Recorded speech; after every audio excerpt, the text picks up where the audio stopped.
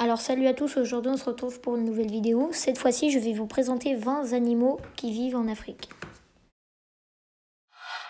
Craignant la chaleur et les coups de soleil, ce mammifère amphibie passe une grande partie de son temps dans l'eau ou dans la boue, ne laissant dépasser que ses oreilles, ses yeux et ses narines situées au sommet de sa tête. La densité de son corps lui permettant difficilement de flotter, il marche au fond ou se propulse par bonds successifs. De la famille des antilopes, les impalas vivent dans les savanes herbeuses de l'est de l'Afrique. Ils portent sur le front, les oreilles et la queue des lignes noires propres à chaque individu qui leur permettent de se reconnaître. En cas de danger, l'impala fuit, zigzagant en effectuant des sauts spectaculaires de plus de 10 mètres de long et 3 mètres de hauteur. La hyène tachetée arpente la savane africaine, faisant retentir son cri caractéristique ressemblant à un ricanement. Loin de se contenter des charognes, elle est un chasseur redoutable. Pourvue d'un excellent odorat, d'une vue perçante et de puissantes mâchoires, elle opère seule ou en meute. Plus imposantes que les mâles, les femelles dominent le groupe et élèvent leurs petits dans des tanières collectives. Habitant d'une petite région de l'Afrique de l'Ouest, il est le plus petit des babouins. Pourvu d'une longue crinière, il arbore une tête ressemblant à celle d'un chien.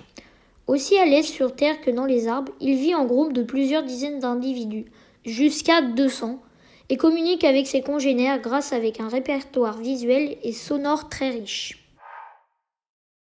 Ce zèbre est très répandu dans les savanes de l'Est et du Sud de l'Afrique. Sa robe caractéristique, aux rayures noires et blanches propres à chaque individu, lui permet à la fois de réguler sa température, de distinguer ses congénères et de se camoufler.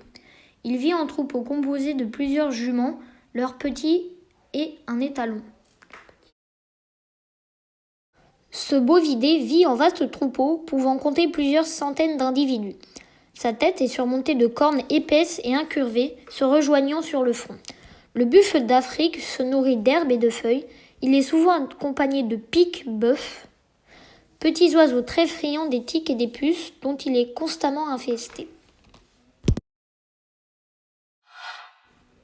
Ce mammifère domestique est adapté à la vie dans le désert. Sa bosse est composée de graisse qu'il transforme en eau en fonction de ses besoins. Ses cils épais protègent ses yeux du sable et ses narines peuvent se fermer en cas de tempête. Il peut se passer de boire pendant plusieurs semaines, puis absorber plus de 200 litres d'eau en quelques minutes. L'oryx algazelle, chassé pour ses longues cornes lisses, a disparu de l'état sauvage. Son corps est parfaitement adapté à la vie aride des steppes herbeuses et collines rocailleuses. Cette grande antilope à la robe claire est capable de survivre plusieurs semaines sans eau et possède de larges sabots pour marcher dans le sable sans s'enfoncer.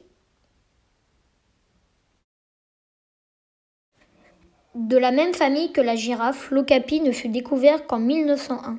Timide et discret, il vit dans les zones les plus denses des forêts tropicales, se nourrissant de feuilles et de bourgeons. Il possède de grandes oreilles, une tête marquée d'une tache blanche, un cou allongé, une robe soyeuse couleur chocolat et des zébrures sur les pattes et l'arrière-train. Plus gros rongeur de Madagascar, ce rat est doté de longues oreilles et de grandes pattes postérieures. Ainsi, il se déplace en sautant comme un lapin. Fidèle, il vit en couple entouré de ses petits, d'un terrier composé de plusieurs galeries pouvant mesurer 5 mètres de long. Les jeunes mâles quittent le cocon familial au bout d'un an, les femelles une année plus tard. Originaire de Madagascar, l'Indri est le plus grand des lémuriens. Arboricole, il possède de longues pattes postérieures qui lui permettent de faire des bonds impressionnants. Vivant en groupes familiaux, il pousse à l'aube de longs cris puissants pour marquer son territoire, auxquels répondent en écho les autres groupes de la forêt. Cousin éloigné du sanglier, le phacochère est affublé de 4 défenses, d'une fine queue qui se dresse lorsqu'il court, et d'une longue crinière courant du sommet de la nuque au milieu de son dos. Actif le jour, ce brouteur vit en groupe mixte et protège ses petits dans des terriers généralement empruntés à un oryctérope.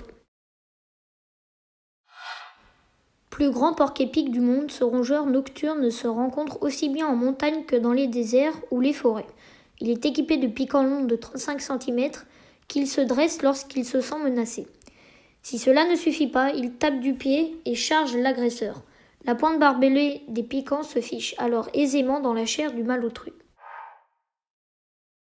Solitaire, le rhinocéros noir vit dans les savanes boisées avec ses lèvres supérieures préhensile.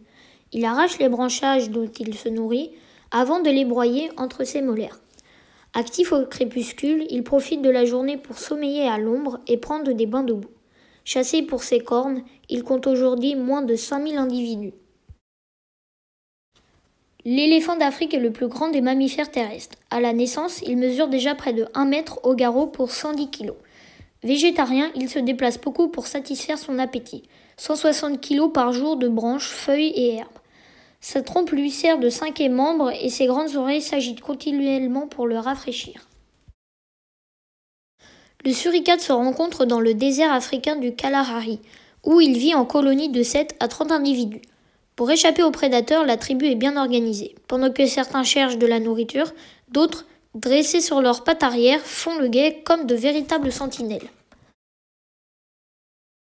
Le guépard vit en Afrique et en Iran et aujourd'hui compte moins de 10 000 individus. Svelte et athlétique, il est le plus rapide des mammifères terrestres. Ses longues pattes sont capables de le propulser en grande foulée à plus de 110 km/h. Un mince espoir toutefois pour ses proies, il ne tient pas son allure sur plus de 500 mètres.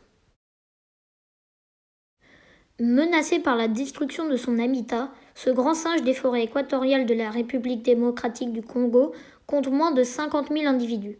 La femelle donne naissance à un petit à la fois, l'allaite pendant 3 ans et s'en occupe 2 ans encore. Vivant en groupe, le bonobo préfère utiliser la sexualité plutôt que la violence pour résoudre des conflits. Avec son long cou, la girafe est le plus grand des animaux terrestres. Hôte des savanes africaines, elle broute en hauteur au moyen de sa longue langue musclée, son plat favori, les feuilles d'acacia.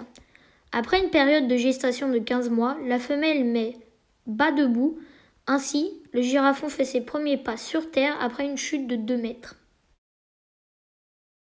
Le lion est le seul félin à vivre en groupe et les rôles de chaque individu y sont bien définis. Tandis que les femelles chassent, les mâles gardent le territoire.